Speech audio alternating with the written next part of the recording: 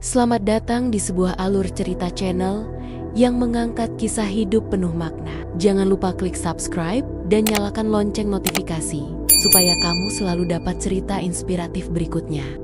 Kadang, cinta dan kenyataan tidak berjalan seiring. Ini adalah kisah tentang seorang wanita yang pernah dicintai, lalu ditinggalkan hanya karena ia terlalu miskin untuk bermimpi. Pagi masih gelap ketika Ayla bangun dari kasur tipisnya. Udara dingin menembus dinding rumah kayunya yang lapuk. Tapi ia tidak mengeluh. Hari baru, semangat baru. Ia membuka buku catatannya, penuh coretan dan gambar rancangan baju. Ayla bicara pelan pada dirinya sendiri. Aku bakal punya butik sendiri.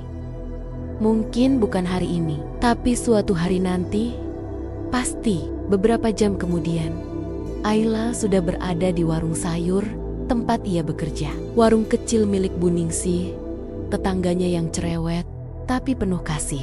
Bu Ningsih menyambut dengan senyum lebar. "Loh, Ayla, kamu udah datang. Ya ampun, anak ini emang gak pernah telat.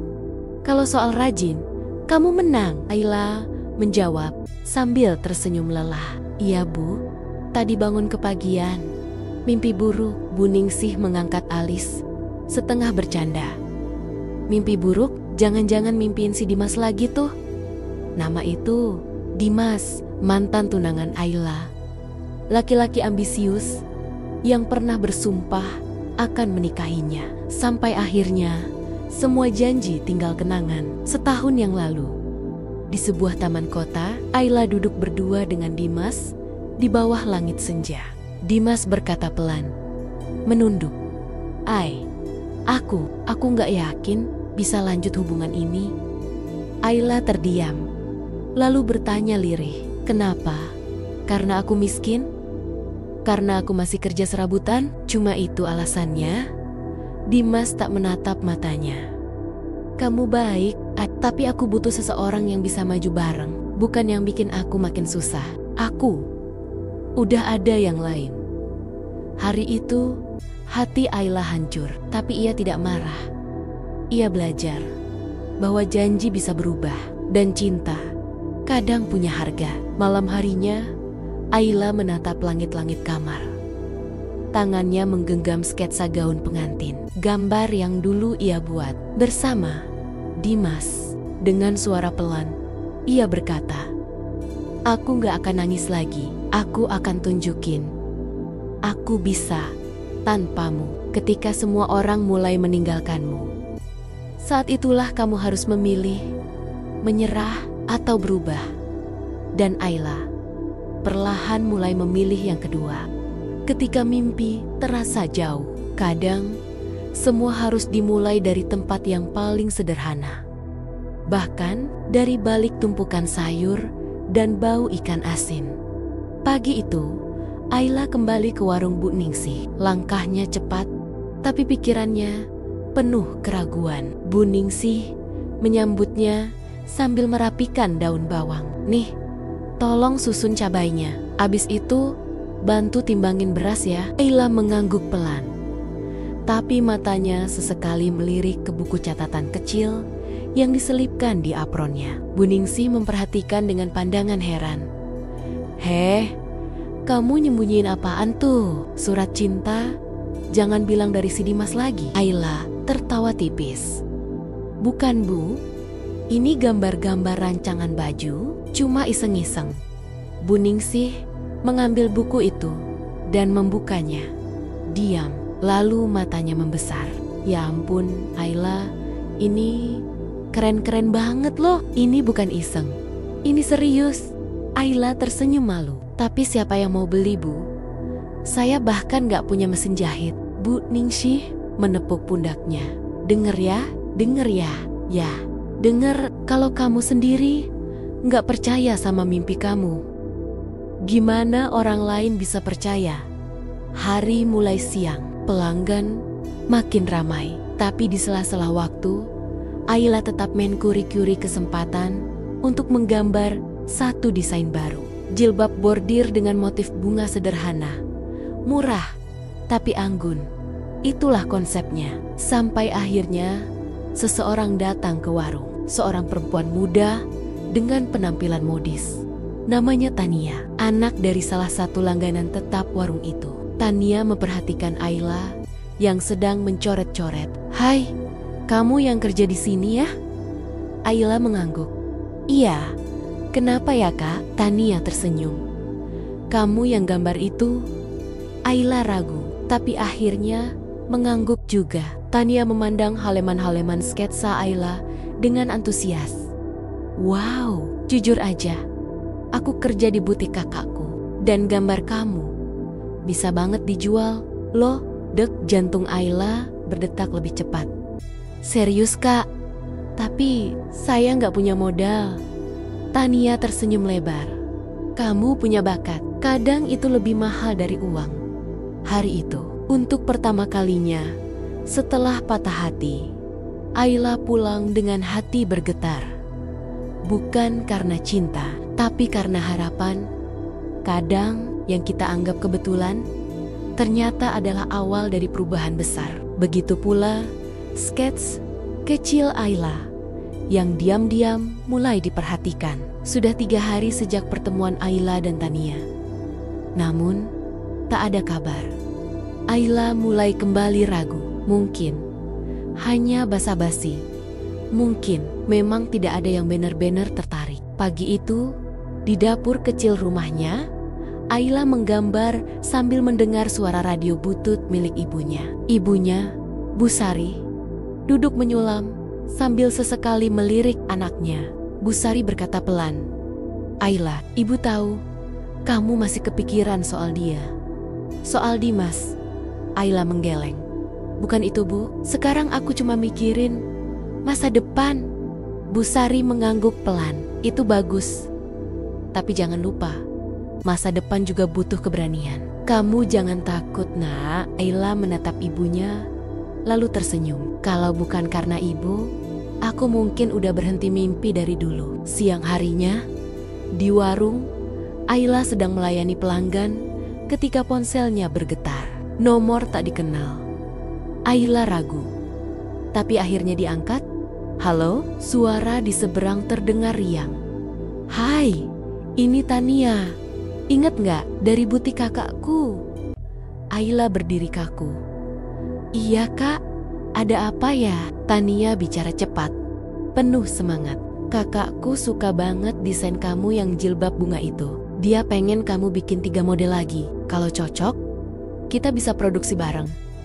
"Deal." Ayla diam. Jantungnya berdetak kencang. Suara di seberang masih melanjutkan. "Kita nggak butuh modal dari kamu. Tenang aja. Kita hanya minta desain dan ide kamu. Sisanya, biar kami yang urus." Air mata menggenang di mata Ayla. Ia menatap langit siang itu dan berkata pelan, "Deal Kak, aku siap." Malamnya, Ayla duduk dengan tumpukan kertas dan pensil warna. Ia menggambar tanpa henti. Tangannya lelah, tapi hatinya menyala. Untuk pertama kalinya, ia merasa bahwa mimpinya bukan sekadar angan. Mimpinya mulai punya bentuk. Tapi di balik harapan, tak semua orang akan senang melihat Ayla naik ke atas. Dan bayangan masa lalu perlahan mulai mendekat kembali. Saat hidup mulai membaik, terkadang masa lalu tak tinggal diam. Ia datang, bukan untuk menyapa, tapi untuk menguji. Pagi itu, Ayla duduk di beranda kecil rumahnya. 3 lembar desain terbaru sudah rapi tersusun di meja. Ia menatapnya penuh harapan. Hatinya lega, tapi juga was-was. Bu Sari datang membawakan teh hangat. "Ayla, kamu yakin nggak mau makan dulu? Dari tadi pagi belum sentuh nasi." Ayla tersenyum kecil. "Nanti Bu, nunggu kabar dari Kak Tania dulu." Tiba-tiba terdengar suara motor berhenti di depan rumah. Suara langkah kaki tergesa. Lalu suara yang tak asing itu muncul. Suara yang sudah lama tidak ia dengar. "Ayla." Ayla menoleh, dan jantungnya seolah berhenti berdetak. Itu Dimas, mantan tunangannya, orang yang pernah meninggalkan luka paling dalam di hatinya. Dimas berdiri dengan raut wajah panik. Aku baru tahu semua, Ayla. Tolong, kita harus bicara. Ayla berdiri perlahan, tapi bukan karena rindu, melainkan karena tubuhnya menegang, dipenuhi emosi yang tertahan. Apa yang kamu mau? Dimas. Dimas berjalan mendekat. Aku tahu aku salah. Aku bodoh, tapi aku pikir kamu dan Farah cuma temenan. Ternyata mereka semua bohongin aku. Ayla menggeleng pelan. Dan kamu percaya mereka tanpa pernah bertanya padaku. Dimas terdiam, terjebak dalam kesalahannya sendiri.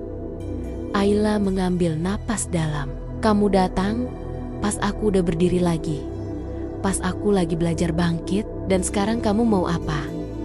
Dimas mendekat, berusaha memegang tangan Ayla. Tapi Ayla mundur satu langkah.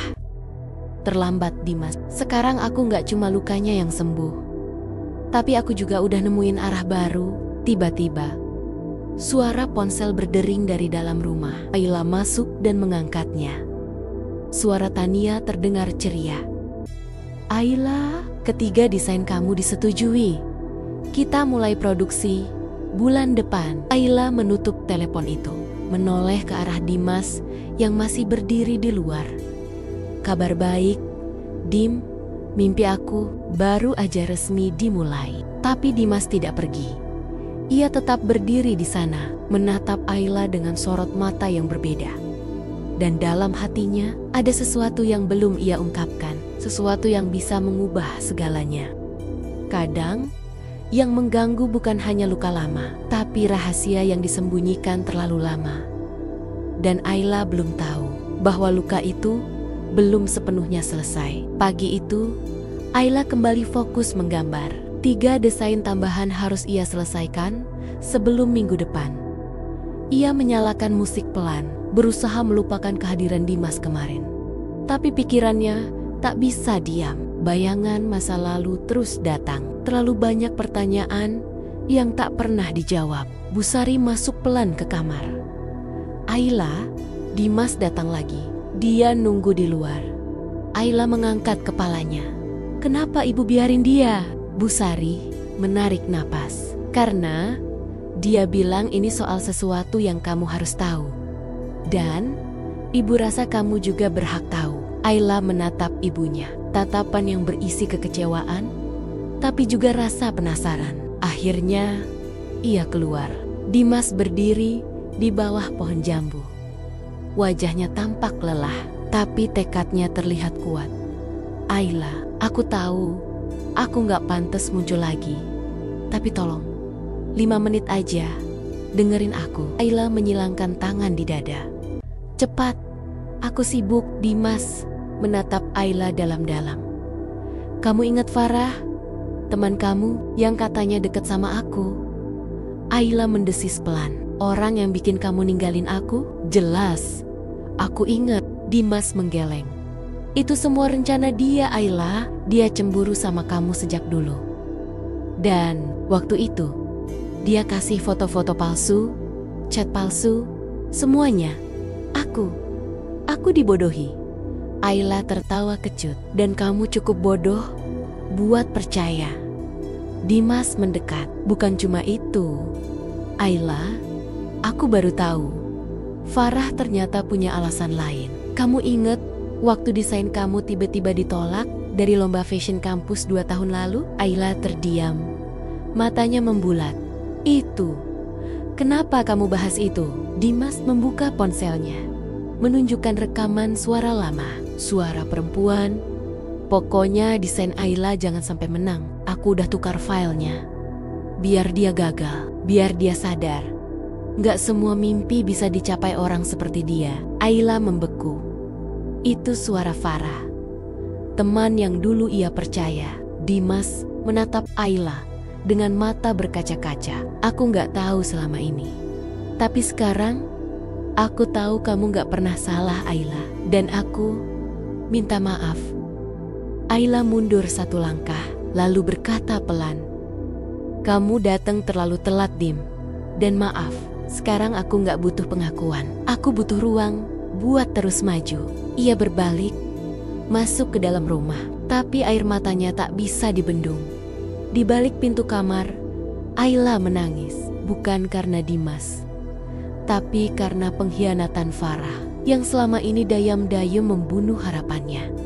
Dan sekarang, ia tahu siapa musuh sebenarnya. Kebenaran memang penting, tapi kadang saat ia datang terlambat, rasanya sama menyakitkannya seperti sebuah kebohongan. Siang itu, Ayla duduk termenung di depan laptop. Tangannya menggenggam mouse, tapi desain yang terbuka tak tersentuh sejak 2 jam lalu. Pikirannya kacau, bukan karena Dimas, tapi karena satu nama, Farah. Flashback 2 tahun lalu. Kampus, malam pengumuman lomba desain. Ayla berdiri di antara finalis lain, senyum gugup tapi penuh harapan. Dan pemenangnya adalah Farah Peramadina. Ayla tertegun. Desain Farah mirip miliknya. Terlalu mirip. Tapi saat itu, Ayla memilih diam. Ia pikir mungkin hanya kebetulan. Kini ia sadar, itu bukan kebetulan. Itu pengkhianatan. Suara ponsel membuyarkan lamunannya. Tania menelepon. Ayla, aku baru lihat portofolio kamu dulu waktu lomba kampus. Dan desain yang waktu itu kamu kirim kok beda dari yang kamu presentasiin ke aku dulu ya? Ayla tersentak. Kamu? Lihat dari mana? Aku nemu folder lama di laptop kita. Backup file kamu dulu waktu aku bantuin kamu scan gambar tangan kamu ke digital. Desain kamu yang asli, beda sama yang dikirim waktu lomba. Jantung Ayla berdetak kencang. Itu membuktikan desainnya dulu benar-benar ditukar. Dan selama ini ia dirampas diam-diam. Tania melanjutkan, kita bisa bawa ini ke dewan kampus kalau kamu mau. Aku punya semua bukti. Ayla terdiam. Matanya mulai berkaca-kaca. Aku cuma pengen orang-orang tahu. Aku gak pernah kalah. Aku cuma dicurangi. Malam harinya, Ayla membuka laptop. Ia unggah 2 desain. Satu miliknya, satu milik Farah saat lomba. Lalu ia tulis, 2 tahun lalu, aku diam. Tapi sekarang, aku bicara untuk mimpi yang hampir dipatahkan. Dan harapan yang ingin aku hidupkan lagi. Ia klik tombol upload. Dan dalam hitungan menit, komen dan dukungan mulai berdatangan. Akun-akun alumni kampus ikut menyebarkan. Dan di tempat lain, Farah melihat unggahan itu di ponselnya. Tatapannya gelisah. Untuk pertama kalinya, ia tahu Ayla tidak akan tinggal diam lagi. Dan ia harus bersiap. Ketika kebenaran mulai terungkap, dunia akhirnya melihat siapa yang sebenarnya bertahan. Dan siapa yang selama ini hanya berdiri di atas kebohongan. Pagi itu, notifikasi di ponsel Ayla terus berbunyi. Unggahannya semalam telah viral di kalangan alumni dan komunitas desain. Ratusan komentar masuk, sebagian besar berisi dukungan. Beberapa bahkan mengaku pernah merasakan hal yang sama. Dikalahkan oleh permainan licik. Tania mengirim pesan suara. Lihat akun Instagram kampus, mereka repost postingan kamu, Ayla, dan banyak alumni yang mulai buka suara soal Farah juga. Ayla membuka akun kampus. Salah satu caption dari alumni senior menohok, saya pernah jadi juri lomba itu. Tapi desain Farah saat itu, saya yakin saya pernah lihat sebelumnya. Ini mencurigakan. Ayla menggenggam ponselnya erat. Tangannya sedikit gemetar, bukan karena takut, tapi karena harapan. Harapan bahwa kebenaran akhirnya punya ruang untuk bicara. Sementara itu, di apartemennya, Farah duduk panik di meja makan. Ia menelepon seseorang. Gimana ini? Semua orang mulai serang aku. Ayla, dia ngeblow up semuanya. Suara pria dari seberang. Tenang Farah. Selama gak ada bukti kuat, mereka cuma bisa berspekulasi. Farah membentak. Dia punya bukti. Dia upload 2 desain, dan itu kelihatan banget aku plagiat. Aku bisa kena scores. Pria itu diam sejenak, lalu berkata pelan, Kalau begitu, kamu harus buat Ayla diam sebelum semuanya makin parah. Farah menatap layar ponsel.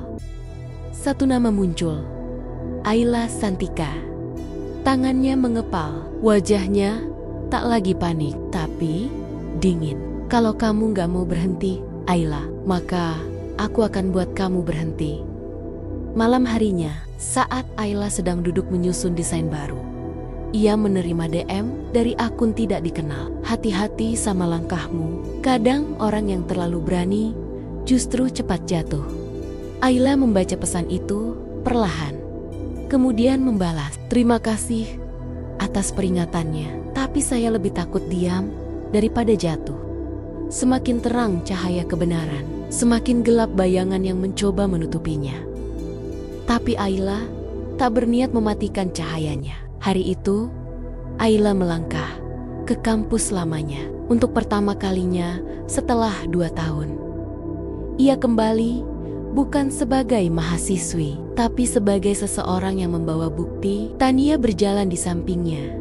"Beneran kamu mau lapor ke dekanat langsung?" Ayla mengangguk pelan. "Kalau aku nggak selesain ini sekarang, aku nggak akan pernah bisa percaya sama proses lagi." Mereka tiba di ruangan kepala program studi desain visual. Seorang pria berambut uban menatap mereka ramah. "Silakan duduk. Jadi kalian ingin melaporkan dugaan plagiarisme?" Ayla mengangguk, lalu mengeluarkan flash disk dan print out desain. "Ini desain asli saya yang saya buat untuk lomba 2 tahun lalu. Dan ini desain Farah yang dia submit. Bisa dilihat kemiripan dan perbedaannya." Pak Dedi, kepala prodi itu, menatap lembar-lembar itu dengan serius. Ekspresinya berubah kaku. Ia mengangguk perlahan. "Kami butuh waktu untuk verifikasi, tapi ini akan dibawa ke sidang etik internal kampus." Ayla menarik napas panjang. Setidaknya, satu langkah sudah diambil. Sementara itu, di sisi lain kota, Farah duduk di dalam mobil sport putihnya. Ia sedang bicara di telepon dengan nada penuh frustrasi. "Ayla ngelaporin aku ke kampus. Dia ke dekanat." Suara dari seberang. "Kalau kamu gak bisa tahan dia, maka kita yang harus main duluan." Farah diam sesaat, lalu dengan suara pelan tapi tajam, "Aku tahu kelemahannya, dan aku tahu caranya biar dia berhenti." Malam harinya, di kamar Ayla menatap layar laptopnya. Notifikasi email masuk. "Email kamu sedang diperiksa atas dugaan pelanggaran etika akademik. Harap hadir ke pertemuan klarifikasi minggu depan." Ayla tercengang. "Apa aku yang dilaporkan balik?" Tania, lewat panggilan video, ikut membaca ini. "Mereka balikin kamu, Ayla. Mereka serang kamu duluan." Ayla terdiam. Bibirnya gemetar, tapi matanya tidak. Mata itu justru semakin penuh tekad. Kalau mereka pikir ini cukup buat nyetop aku, berarti mereka belum tahu seberapa keras aku bisa bertahan. Kadang, musuh paling berbahaya bukan yang menyerang terang-terangan, tapi yang bersembunyi di balik senyuman dan sistem. Pagi itu, Ayla berdiri di depan ruang sidang klarifikasi. Tangannya memegang berkas, matanya menatap lurus. Tania menunggu di luar, menggenggam tasnya cemas. "Kalau mereka nggak percaya kamu?" tanya Tania pelan. Ayla menarik napas panjang. "Kalau aku bisa tetap percaya sama diriku sendiri, itu udah cukup." Di dalam ruangan, 3 dosen duduk berjajar. Di tengah mereka, seorang staf administrasi kampus membaca formulir. "Saudari Ayla, Anda dilaporkan atas dugaan pencemaran nama baik mahasiswa aktif bernama Farah Radini, serta penyebaran konten yang dianggap merugikan citra kampus." Ayla tersentak. "Pencemaran nama baik? Saya hanya mengunggah bukti desain saya sendiri." Salah satu dosen memotong dengan datar. "Konten Anda menyebut nama pihak lain dan melibatkan institusi kami. Anda bisa memperkarakan itu lewat jalur resmi, bukan lewat media sosial." Ayla berusaha tenang. "Kalau saya diam, gak akan ada yang mau dengar. Dan selama ini saya sudah 2 tahun diam." Mereka saling menatap. Dosen ketiga Seorang wanita tua berkacamata akhirnya bicara. Kami akan lanjutkan penyelidikan ini dengan memanggil pihak lain, termasuk Farah. Anda boleh meninggalkan ruangan. Ayla berdiri. Langkahnya mantap, tapi hatinya terasa digerus. Di luar, Tania menghampirinya. Gimana? Ayla memaksa senyum. Belum jelas, tapi aku bisa ngerasa ini belum selesai. Sementara itu, di dalam kantor pusat desain kampus, Farah duduk bersama seorang dosen muda. Dosen itu tersenyum kecil. Kamu gak usah khawatir. Banyak yang sayang sama kamu di sini. Farah menatapnya penuh percaya diri. Dia pikir bisa kalahin aku pakai simpati. Aku punya koneksi. Dan itu lebih kuat dari sekadar kebenaran. Malam harinya, Ayla membuka laptop. Seseorang mengirim email anonim kepadanya. Jack, kamu harus tahu siapa yang bantu Farah. Isi, cek daftar penguji lomba tahun itu. Salah satunya adalah pamannya. Ayla membaca email itu berkali-kali, lalu berdiri perlahan. Jadi ini bukan cuma soal Farah, ini soal sistem yang tutupi kesalahan. Saat kebenaran dikubur, maka hanya orang yang berani menggali yang bisa menemukannya. Pagi itu, Ayla duduk di pojokan kafe kampus. Laptop di depannya terbuka, jari-jarinya sibuk mencari. Ia menelusuri daftar nama juri lomba desain 2 tahun lalu. Dan di sana, tertera satu nama yang membuatnya diam membeku. Dr. Indra Radini, dosen senior, juri lomba, dan pamannya Farah. Ayla bergumam pelan. Pantas, desain, dia bisa lolos. Bahkan tanpa perbaikan. Tania datang membawa 2 gelas kopi. Ketemu sesuatu? Ayla memutar laptopnya. Pamannya, dia salah satu juri lomba waktu itu. Tania kaget. Berarti ini bisa masuk konflik kepentingan. Tapi kamu bisa buktiin. Ayla menggigit bibirnya. Harusnya ada rekaman presentasi peserta tahun itu. Kalau aku bisa cari rekaman presentasi Farah dan bandingin sama aku. Sementara itu, di ruangan Farah menerima telepon dari pamannya. Der Indra, Farah, hati-hati. Kalau Ayla buka rekaman presentasi final, bisa runyam. Farah, rekaman itu kan disimpan internal. Nggak mungkin dia dapat. Dr. Indra diam sejenak. Jangan terlalu percaya. Kadang, orang kayak Ayla bisa nekat. Malam harinya, Ayla nekat menyusup ke ruang media kampus. Bersama Tania, mereka menyelinap masuk saat satpam sedang patroli di gedung sebelah. Tania gugup. Kita bisa kena skors loh Ayla. Ayla menyalakan komputer dan mengakses server lomba. Kalau mereka bisa nyembunyiin bukti, kenapa aku harus main aman? Beberapa menit kemudian, file rekaman muncul. Final presentation, Farah Radini, MP4. Final presentation, Ayla PU TRI .mp4. Ayla menahan napas. Ia buka rekaman Farah. Layar menampilkan Farah sedang mempresentasikan dengan naskah, visual, dan narasi yang 90% sama persis dengan konsep yang Ayla ajukan tahun sebelumnya. Tania membisik pelan. Dia bahkan gak ganti warna layout. Ayla mengepalkan tangan. Sekarang aku punya bukti yang gak bisa disangkal siapapun. Saat kebenaran akhirnya ditemukan, pertanyaannya cuma satu. Apa kamu siap menghadapi semua akibatnya? Pagi itu, di ruang kelas yang ramai, Ayla masuk dengan kepala tegak. Semua mata tertuju padanya. Ada yang berbisik, ada yang hanya memandang diam. Tania berjalan di sampingnya. Video itu udah kamu kirim ke pihak kampus? Ayla mengangguk. Aku kirim lewat email resmi dan CC ke wakil rektor bidang kemahasiswaan. Sekarang tinggal nunggu. Meski aku nggak tahu bakal disambut atau dibungkam. Tania menatap sahabatnya dengan cemas. Kalau mereka bungkam, Ayla berhenti sejenak. Lalu menjawab tenang. Berarti aku akan bicara ke publik. Di sisi lain, ruang dosen kampus. Farah membuka laptopnya dengan napas memburu. Ia membaca email dari Ayla yang telah tersebar di antara jajaran kampus. Subjek: bukti pelanggaran etik akademik oleh mahasiswa aktif Farah Radini. Attachment: rekaman presentasi dan analisis perbandingan desain. Farah memukul meja. Dia beneran nekat. Sementara itu, di rumah Ayla malam harinya, Ayla duduk sendiri di kamar. Ponselnya berbunyi nomor tak dikenal. "Halo?" Suara berat di seberang. "Kamu pikir semua orang akan senang dengan apa yang kamu lakukan? Jangan main jadi pahlawan. Dunia nyata nggak butuh itu." Klik. Telepon terputus. Ayla memandangi layar ponselnya.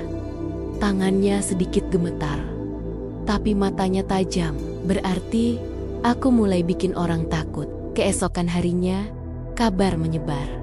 Rekaman video bocor, entah dari mana. Salah satu akun media mahasiswa mengunggahnya. Judulnya, "Di balik lomba desain bergengsi, siapa yang sebenarnya layak menang?" Komentar bermunculan. Mahasiswa mulai membicarakan, bahkan beberapa dosen mulai gelisah.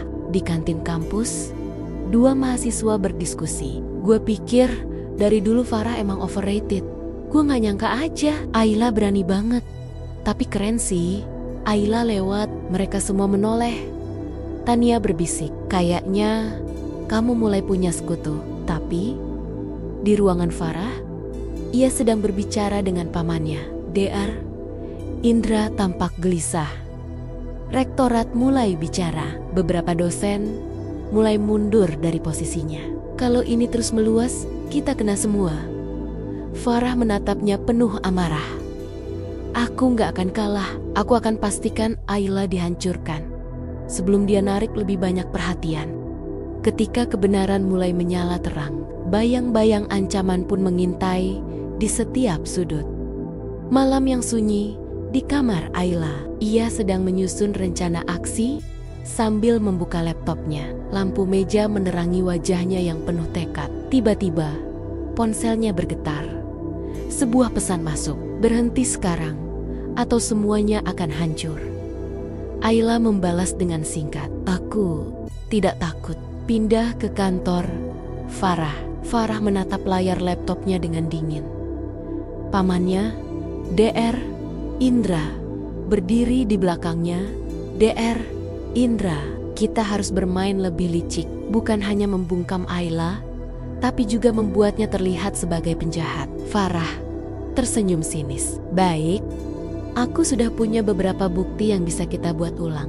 Keesokan harinya di kampus, saat pertemuan darurat dosen dan staf, rektor berbicara dengan tegas. "Saya minta semua pihak menahan diri dan mempercayakan penyelidikan pada tim resmi. Jangan sampai kasus ini mengganggu proses belajar mengajar." Namun, di luar ruang pertemuan bisik-bisik dan tatapan penuh curiga mulai merebak. Di kantin kampus, Ayla dan Tania duduk bersama. Tania memperhatikan Ayla dengan cemas. "Kamu yakin mau terusin ini?" Mereka mulai main kotor.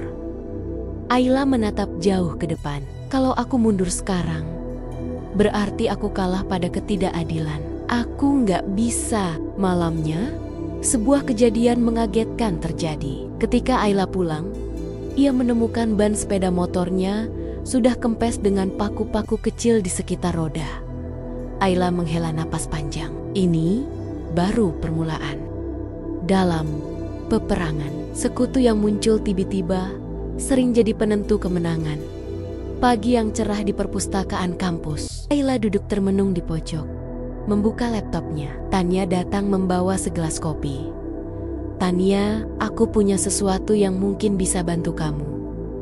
Ayla menatap penasaran. "Tania, kemarin aku ngobrol sama Pak Raffi, dosen IT kita. Dia bilang, ada kemungkinan kita bisa akses data backup dari server lama lomba desain."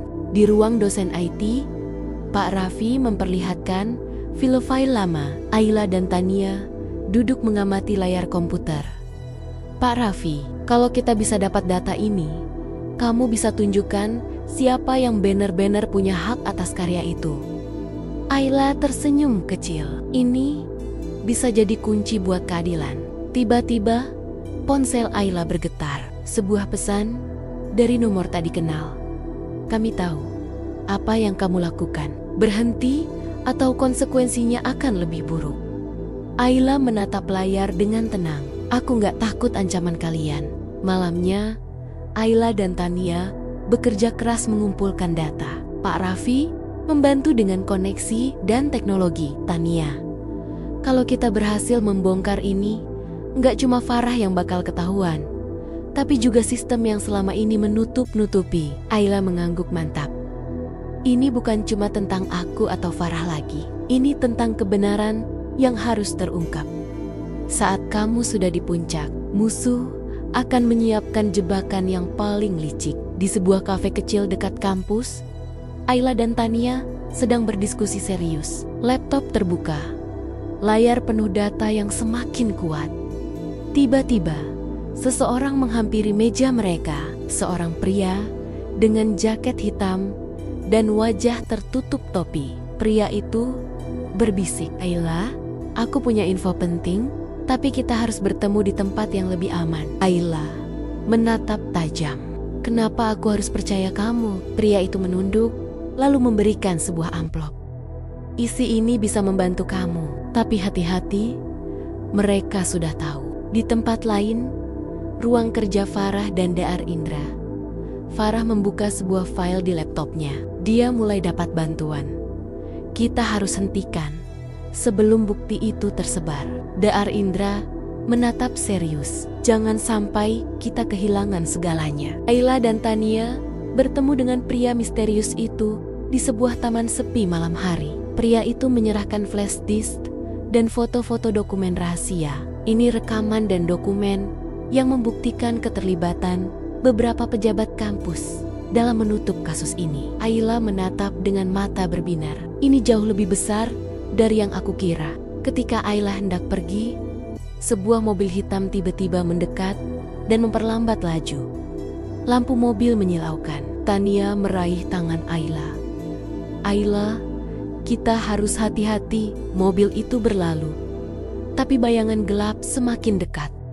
Tak semua teman datang sebagai cahaya. Kadang mereka datang membawa pisau tersembunyi di balik pelukan. Pagi hari, ruang kelas sedang sepi. Ayla duduk sendirian di pojok kelas, mengatur semua bukti yang baru ia dapatkan. Tania masuk dengan wajah tegang. "Tania, Ayla, aku rasa kita harus mulai mikir ulang soal siapa yang bisa kita percaya." Ayla menatap heran. "Kenapa? Ada yang aneh." Tania menghela napas. "Kamu tahu Arif, teman magang Farah? Dia kayaknya tahu kita sedang nyelidikin sesuatu. Tapi anehnya, dia malah sok bersahabat belakangan ini." Sore hari di taman kampus, Arif menghampiri Ayla dengan wajah ramah. "Arif, kamu masih sibuk soal lomba itu ya?" "Kadang ada hal yang lebih baik dibiarkan berlalu, Ayla." Ayla memasang senyum kecil, tapi sorot matanya waspada. "Ayla, ada hal yang gak bisa dibiarkan begitu aja, Arif. Apalagi kalau menyangkut harga diri dan keadilan." Malamnya, Ayla membuka email anonim. Isi email, "Salah satu orang terdekatmu sudah menjual informasi ke pihak Farah. Waspadalah." Ayla membaca ulang kalimat itu sambil menelan ludah. Tangannya gemetar. Ia menatap ke arah Tania yang sedang tertidur di sofa. Ayla berbisik pada diri sendiri, "Tania, kamu bukan kan?" Keesokan harinya, Farah berdiri di depan ruang dosen dengan senyum licik. Di tangannya, berkas fotokopi dokumen pribadi milik Ayla. Farah berbisik ke DR. "Indra, seharusnya..." Dia mulai sadar, gak semua orang di sisinya setia. Di kamar Ayla malam itu, dia duduk termenung, lalu memegang flash disk dengan kuat. "Ayla, mereka mungkin coba menghancurkanku lewat orang-orang di sekitarku, tapi aku akan tetap maju. Musuh yang paling berbahaya adalah mereka yang tahu semua kelemahanmu." Pagi di kampus, suasana mendung seperti hati Ayla. Dia berjalan perlahan di koridor dengan raut wajah penuh beban. Flash disk berisi bukti ia sembunyikan disaku dalam jaket. Tiba-tiba, Tania datang menyapanya dengan wajah cerah. "Tania, kamu udah sarapan? Aku beliin roti keju kesukaan kamu nih." Aila memaksakan senyum. "Makasih, kamu selalu perhatian ya." Tapi dalam hatinya narasi internal. "Apa kamu perhatian? Atau kamu hanya ingin aku tetap tenang sampai semua bukti di tanganmu?" Sementara itu, Farah menerima pesan dari nomor tak dikenal. Pesannya singkat, "Target masih percaya padaku. Bukti segera di tangan." Farah tersenyum sinis. "Bagus." Saat dia lengah, kita tekan tombol hancurnya. Di ruang perpustakaan sore hari, Aila mengetik laporan rahasia tentang kasus plagiarisme Farah. Tania duduk di seberangnya, memperhatikan gerak-geriknya. "Tania, kamu yakin semua file udah aman disimpan?" Aila mengangguk. "Tenang aja, aku nyebar backup Nia di 3 tempat berbeda. Kalau satu hancur, 2 lainnya masih bisa jalan." Tania terdiam, ekspresi wajahnya berubah sedikit. Tapi cepat ia tutupi dengan senyuman palsu. Malamnya, Aila menerima pesan dari Pak Raffi. "Seseorang coba akses file kamu dari jaringan luar. Kamu yakin cuma kamu yang pegang flash disknya?" Aila tercekat. Ia langsung membuka laci meja. Flash disknya lenyap. Aila dengan suara panik. "Nggak mungkin. Siapa yang?" Lalu ia teringat, Tania, satu-satunya orang yang selalu bersamanya. Satu-satunya yang tahu semua lokasi backupnya. Scene beralih ke Tania di kamar kosnya. Ia menatap flash disk Aila. Tangannya bergetar, air matanya menetes. Tania berbisik ke diri sendiri. "Maaf Aila, aku nggak punya pilihan lain. Mereka mengancam keluargaku. Kadang luka terdalam bukan dari musuh, tapi dari sahabat yang paling kita percaya." Pagi hari, suasana kampus ramai. Aila berdiri di depan papan pengumuman fakultas. Wajahnya datar, matanya lelah, tapi fokus. Tiba-tiba, Tania menghampirinya sambil tersenyum. Seperti tak terjadi apa-apa. "Tania, Aila, nanti siang ikut rapat tim ya. Kita mau bahas presentasi final." Aila menatapnya lekat-lekat, lalu perlahan berkata, "Aila, Tania, boleh kita bicara berdua sekarang?" Scene berpindah ke taman belakang gedung kampus. Sepi, angin bertiup pelan. Aila berdiri dengan tangan menyilang. Tania di depannya, menunduk. "Aila, flash diskku hilang. Hanya kamu yang tahu tempatku menyimpannya." Tania diam, tak menjawab. Air matanya mulai berkumpul di sudut mata. Aila tegas, tapi suaranya gemetar. "Jawab aku, kamu yang ambil kan?" Tania suara pelan, hampir berbisik. Mereka ancam keluargaku, Aila, adikku yang sakit. Kalau aku nggak bantu mereka, obatnya dihentikan." "Aila, Tania, kenapa kamu nggak cerita dari awal? Kita bisa cari jalan bareng." Tania terisak, suara gemetar. "Aku takut, aku malu, aku nggak tahu harus percaya siapa." Aila menahan napas panjang. "Yang kamu lakukan, Tan, tapi kamu masih bisa memperbaiki semuanya. Kita harus bertindak sekarang, sebelum semuanya terlambat." Scene berganti ke ruangan Farah. Farah duduk santai, menerima flash disk dari seseorang dengan hoodie. Ia membuka file, tertawa kecil. "Farah, akhirnya bukti di tanganku. Game over." Aila, namun tak disadarinya, flash disk itu bukan yang asli. Itu hanya salinan dengan dokumen palsu buatan Aila. Malam hari, Aila dan Tania kembali bertemu di kosan Aila. Kali ini, mereka bukan lagi sebagai sahabat sempurna, tapi 2 gadis yang sedang menebus kesalahan dan memperjuangkan kebenaran. "Aila, besok kita serahkan semuanya ke Pak Raffi. Tapi kali ini, kita harus sama-sama kuat." Tania mengangguk. "Aku siap, aku nggak akan lari lagi. Setelah badai, kita harus memutuskan, bangkit atau hancur dalam penyesalan. Pagi, di ruang dosen, Pak Raffi sedang duduk serius, membuka email yang baru masuk. Satu folder berjudul Bukti Pelanggaran Akademik Mahasiswa F. Ia membuka isinya. Lengkap, rekaman suara, dokumen plagiat, dan kronologi. Tak lama, Ayla dan Tania masuk ke ruangannya. Pak Raffi, saya sudah lihat semuanya. Kalian yakin ingin membawa ini ke sidang etik? Ayla tegas. Kami siap, Pak. Kebenaran harus ditegakkan, meskipun menyakitkan. Tania menunduk, dan saya siap bertanggung jawab atas peran saya sebelumnya. Pak Raffi menatap keduanya. Campur aduk antara kecewa dan bangga. Pak Raffi, saya bangga kalian memilih jalan ini. Tapi kalian harus tahu, ini akan panjang dan berat. Sin berpindah ke ruang sidang etik kampus. Farah duduk dengan wajah muram. Di sebelahnya, pengacaranya sendiri. Sementara itu, Ayla dan Tania duduk di kursi pelapor. Tampak gugup, tapi mantap.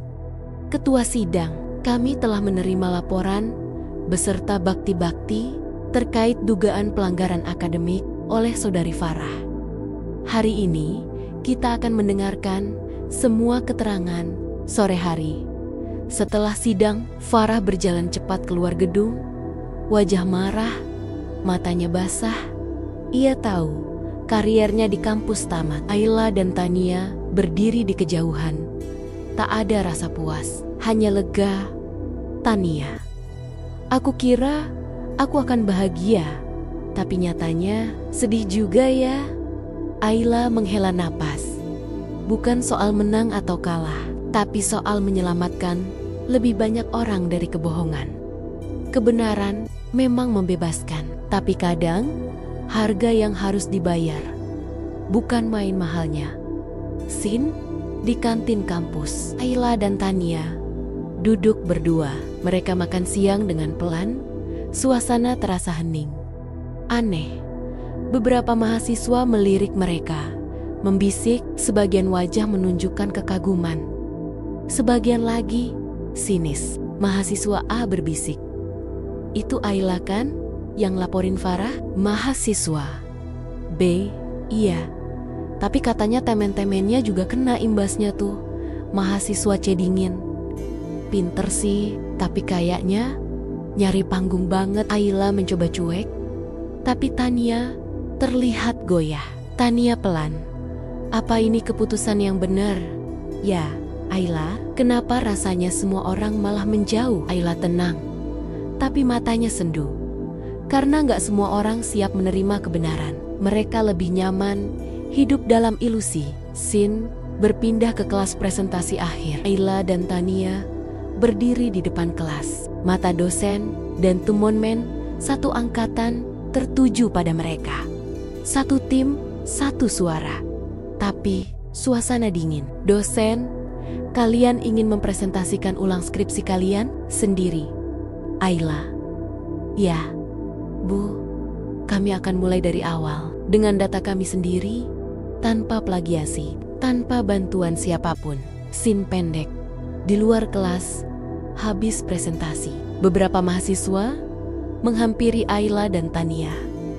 Mahasiswa 1, "Gue salut sih, kalian berani. Gue dulu juga pernah ngerasain ditekan senior, tapi gak berani speak up." Mahasiswa 2, "Makasih ya, udah bukain mata kami semua." Perlahan, dukungan mulai datang. Tapi tidak semua orang ikut berubah pikiran. Sin malam hari, di kosan Ayla. Ayla membuka email dari kampus. Judulnya, "Keputusan Sidang Etik dan Perubahan Kebijakan Skripsi Fakultas." Isi email menyatakan bahwa mulai semester depan, sistem bimbingan dan skripsi akan diawasi oleh tim independen. Kasus Farah telah membuka mata pihak fakultas. Ayla tersenyum kecil. Ayla monolog. "Mungkin gak semua orang suka, tapi satu langkah kecil ini bisa jadi perubahan besar." Farah duduk sendiri di sebuah kafe sepi. Ponselnya terus berbunyi. Notifikasi berdatangan dari grup alumni dan media sosial. Wajahnya dingin, matanya merah, dipenuhi amarah. Farah pelan menahan emosi. Gara-gara mereka, semuanya hancur. Ia membuka laptop, mengetik dengan cepat. Judul emailnya mencolok. Skandal skripsi dan kampus yang munafik. Isinya penuh kemarahan, disertai bakti-bakti dan tuduhan terhadap dosen dan teman-temannya. Di ruang dosen, Pak Raffi membaca berita yang mulai viral di internet. Ia menatap layar dengan dahi berkerut, lalu menghubungi Ayla. "Pak Raffi, Ayla, kamu udah lihat berita online hari ini?" Ayla panik. "Sudah Pak, ini..." Farah balas dendam. "Pak Raffi, kampus akan klarifikasi. Tapi kamu dan Tania harus siap, ini bisa jadi makin besar." Sementara itu, Tania duduk di kamarnya. Matanya sembab. Komentar jahat membanjiri akun media sosialnya. Foto-fotonya disebar, dicap sebagai pengkhianat dan penjilat dosen. Ayla datang sambil membawa makanan. "Ayla, jangan baca komentar-komentar itu. Mereka nggak tahu apa yang sebenarnya terjadi." Tania lirih. "Tapi Ayla, aku capek. Kita cuma pengen jujur, tapi malah dibenci semua orang." Ayla menatap dalam, karena kejujuran itu kadang bikin orang takut. Tapi kalau kita nyerah sekarang, semuanya sia-sia. Kampus akhirnya merilis pernyataan resmi. Farah ditegur atas penyebaran fitnah dan pencemaran nama baik. Tapi tekanan mental belum selesai bagi Ayla dan Tania. Malam hari, Ayla duduk sendiri di balkon kosan. Ia menatap langit yang mendung. Angin berhembus pelan. Ayla monolog. "Aku kadang ragu, tapi aku percaya sesuatu yang benar akan menemukan jalannya." Ayla duduk di perpustakaan. Sendirian, buku di tangannya tidak benar-benar dibaca. Tatapannya kosong, pikirannya kacau. Tania datang tergesa, membawa ponsel di tangan. Wajahnya panik. "Tania, Ayla, kamu lihat ini." "Ayla, apalagi Tan?" "Tania, ada akun anonim yang nyebarin chat kita. Waktu ngebahas soal Farah, bahkan ada rekaman suara kita." Ayla kaget. Ia merebut ponsel Tania dan membaca isi unggahan itu. Tangannya gemetar. "Ayla, ini dari grup internal, grup bimbingan.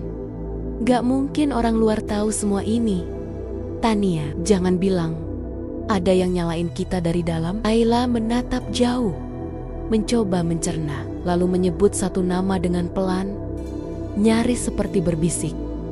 "Aylan Saka." Tania terkejut. "Saka? Tapi dia biasa aja waktu sidang, bahkan kasih selamat ke kita." Ayla itu justru yang bikin aku curiga. Terlalu tenang. Dia ikut nyontek skripsi Farah, tapi nggak kena sanksi apa-apa. "Tania, kalau bener dia yang nyebar ini, berarti dari awal dia memang main dua sisi." Ayla berdiri, menggenggam ponselnya erat. Matanya tegas, suaranya bergetar. "Ayla, kalau dia pikir kita bakal mundur, dia salah. Justru sekarang aku makin yakin kita harus tuntasin ini sampai akhir." Tania tegas. "Aku di belakang kamu. Ayla, kita udah terlalu jauh buat nyerah sekarang."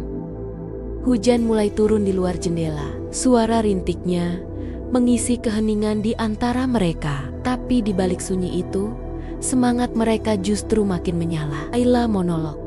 "Kadang yang paling menyakitkan bukan dari musuh, tapi dari orang yang kita kira teman." Kantor kampus pagi itu ramai. Isu bocornya data grup bimbingan jadi pembicaraan hangat. Di ruangan dosen, Pak Raffi berbicara serius dengan seorang staf IT kampus. "Pak Raffi, kita butuh bukti akses terakhir ke sistem. Siapapun yang menyebarkan rekaman itu pasti ninggalin jejak." Staf IT mengangguk dan memperlihatkan data akses. Nama yang muncul di layar membuat Pak Raffi menegang. Pak Raffi Saka. Sementara itu, di tempat lain, Ayla dan Tania berjalan cepat menuju ruang kepala jurusan. Mereka membawa dokumen, bukti chat, dan rekaman yang telah mereka kumpulkan. Tania, aku masih nggak percaya. Dia selama ini berpura-pura jadi netral. Ayla, bukan cuma netral Tan, dia ngumpulin semuanya buat jaga dirinya sendiri. Tapi sekarang, waktunya kita ungkap. Sesampainya di ruang kepala jurusan, mereka disambut Pak Raffi. Pak Raffi, kalian datang di waktu yang tepat. Aku juga sedang cari kalian. Ayla, kami mau serahkan semua ini Pak. Data, bukti chat internal, sampai rekaman dari alumni yang dihubungi Farah dan Saka. Pak Raffi memandang keduanya dalam diam, lalu tersenyum kecil. Pak Raffi, kalian sudah cukup kuat untuk menghadapi ini sejauh ini. Tapi langkah berikutnya gak akan mudah. Tania, kami siap Pak. Kalau perlu buka semuanya di forum terbuka. Kami siap. Di malam harinya, Saka duduk di kamarnya. Wajahnya tegang. Ia membaca berita terbaru. Mahasiswa ungkap dalang penyebaran fitnah di balik skandal skripsi. Pesan dari Ayla masuk ke ponselnya. Hanya satu kalimat. Pesan dari Ayla, kebenaran cuma menunggu waktu. Dan waktumu hampir habis. Saka menatap layar itu lama, lalu menghela napas berat. Saka monolog, mereka nggak tahu kenapa aku lakuin ini. Di ruang rapat kampus, suasana tegang terasa kental. Para dosen, termasuk Pak Raffi, berkumpul bersama dengan Ayla dan Tania yang membawa semua bukti. Pak Raffi, kami sudah memeriksa semua bukti yang kalian serahkan. Saka, kamu harus jelaskan semuanya sekarang. Saka berdiri, wajahnya pucat, tapi matanya tajam. Saka, aku nggak bermaksud nyakitin siapa-siapa. Aku cuma ingin selamat dari masalah ini. Ayla, selamat? Dengan mengkhianati teman sendiri? Dengan menyebarkan fitnah? Di ruang rapat kampus, suasana tegang terasa kental. Para dosen, termasuk Pak Raffi, berkumpul bersama dengan Ayla dan Tania yang membawa semua bukti. Pak Raffi, kami sudah memeriksa semua bukti yang kalian serahkan. Saka, kamu harus jelaskan semuanya sekarang. Saka berdiri, wajahnya pucat, tapi matanya tajam. Saka, aku nggak bermaksud nyakitin siapa-siapa. Aku cuma ingin selamat dari masalah ini. Ayla, selamat? Dengan mengkhianati teman sendiri? Dengan menyebarkan fitnah?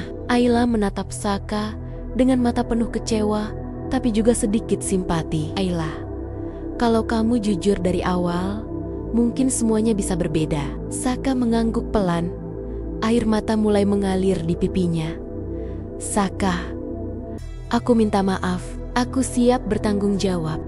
Hari berikutnya, suasana kampus mulai berubah. Ayla, Tania, dan Saka duduk bersama di sebuah ruang diskusi. Pak Raffi, kalian sudah melewati banyak hal. Sekarang, mari fokus bagaimana memperbaiki nama baik dan kepercayaan. Ayla, kita harus tunjukkan bahwa integritas itu penting. Gak cuma di kata, tapi juga di tindakan. Tania, dan aku yakin, dengan kerja keras, semua bisa diperbaiki. Saka mengangguk serius. Saka, aku akan berusaha sebaik mungkin untuk menebus kesalahan. Mereka bertiga tersenyum kecil, seolah menemukan kekuatan baru. Di luar, mahasiswa lain mulai menyadari perubahan. Mereka mulai memberi dukungan dan kesempatan kedua. Narator suara Ayla.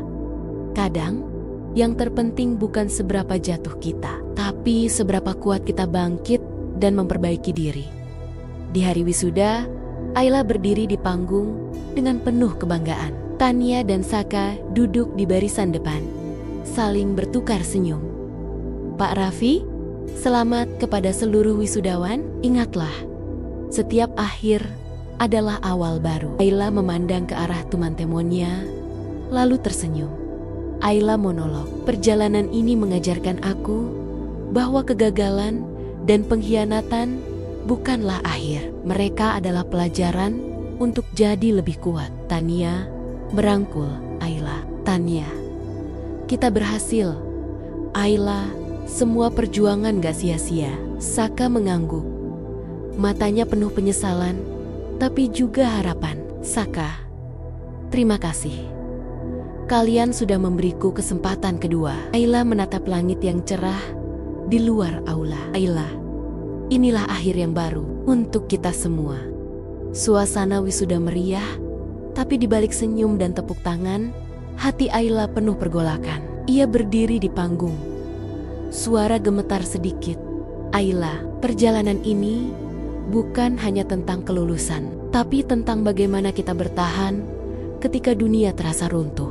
Di antara kerumunan, Tania menatap Ayla dengan mata berkokak-kokak. Tako Sako, tampak Saka. Tampaknya menunduk.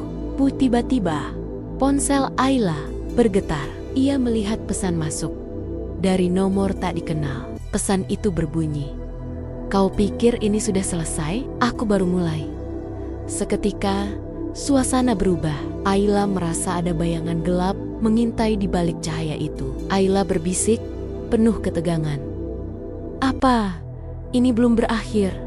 Saka menatap Ayla dengan panik. "Saka, aku takut Ayla. Ada sesuatu yang aku sembunyikan." Tania melangkah maju, suaranya tegas. "Tania, kita sudah bertarung terlalu jauh untuk berhenti sekarang. Apapun yang terjadi, kita hadapi bersama." Lampu panggung meredup, lalu menyala kembali dengan sorot ke arah pintu aula yang perlahan terbuka. Seorang sosok berdiri di sana, wajahnya tak terlihat jelas. Sosok misterius. "Kalian pikir bisa lari dari masa lalu? Aku akan buktikan." Semua kebohongan belum selesai. Ayla, Tania, dan Saka saling bertatapan. Napas mereka memburu. Kadang, akhir hanyalah sebuah bab baru. Dan bab itu bisa jauh lebih gelap daripada yang pernah kita bayangkan. Mohon maaf bila ada kesalahan dalam penyampaian dan alur cerita. Terima kasih.